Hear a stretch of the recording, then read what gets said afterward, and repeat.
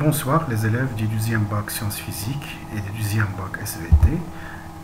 On va continuer toujours avec le chapitre des équations différentielles et on passe à la partie 3. Première partie, on a travaillé sur l'équation différentielle du type y' égale AY plus B. On a su comment résoudre ce type d'équation. Puis, dans la deuxième partie, on a passé à l'équation différentielle du type y seconde plus AY' plus BY égale 0. Et on a vu les propriétés en utilisant l'équation caractéristique. On a travaillé sur un exercice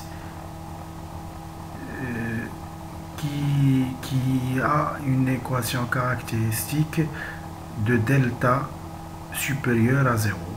Maintenant, on va passer au cas où l'équation caractéristique a un delta négatif.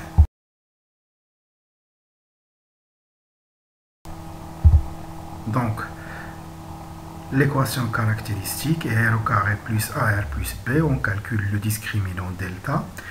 Si delta est positif, les solutions de l'équation différentielle sont à droite.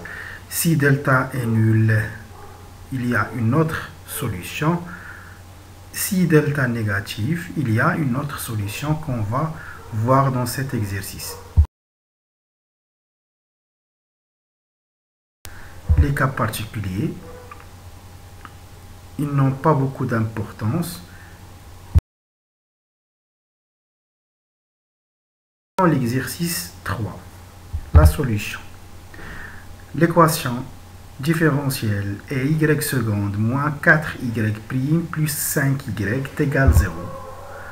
L'équation caractéristique est r au carré moins 4r plus 5 égale 0. Le delta, c'est b au carré moins 4ac, ça veut dire 16 moins 4 fois 5, 20, égale moins 4 et moins 4 négatif. Donc, il y a deux solutions complexes.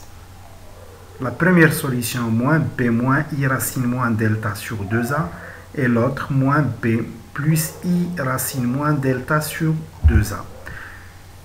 La première solution va donner 2 plus i. Bien sûr, l'autre, c'est sans conjugué. On a ici P égale 2, la partie réelle, et Q, la partie imaginaire, égale 1.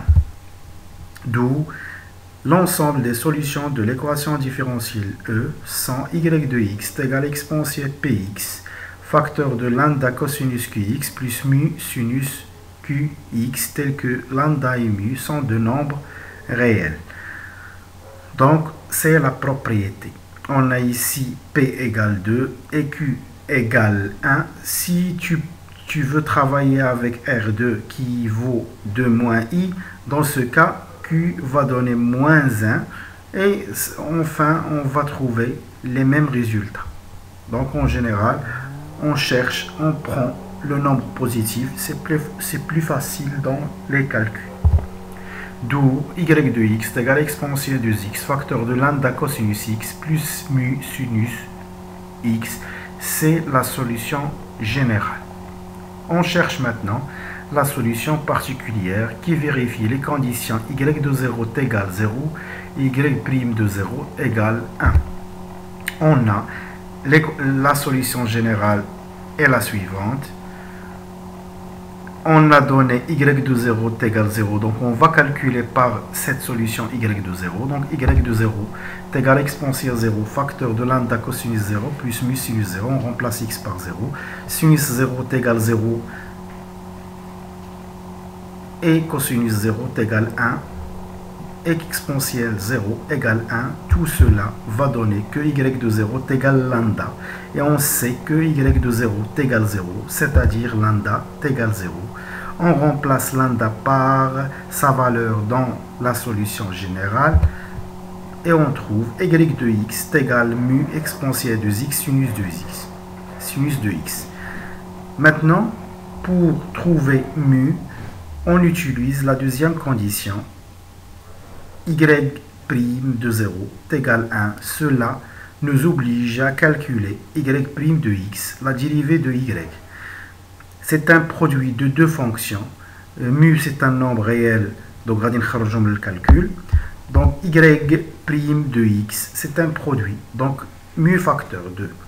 La première prime fois la deuxième, plus la première fois la deuxième prime. Ça veut dire exponentielle de x prime fois sinus de x, plus exponentielle de x fois sinus de x prime.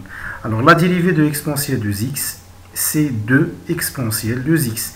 Et la dérivée de sinus de x est cosinus de x. Donc le résultat est mu facteur de 2 exponentielle de x sinus x plus exponentielle de x cosinus x. Dans la deuxième condition, on a y' de 0 égale 1. Donc on va calculer ici y' de 0. On remplace x par 0. Ça va donner mu facteur de 2 exponentielle 0 sinus de 0 plus exponentielle de 0 cosinus 0. Sinus 0 est 0, cosinus 0 est 1, exponentielle 0 est 1. Tout cela va donner mu. Et on sait que y' de 0 égale 1. La deuxième condition, c'est-à-dire mu égale 1. On remplace mu par sa valeur dans la solution générale et on trouve y' de x égale exponentielle de x sinus de x. C'est la solution particulière qui vérifie les deux conditions.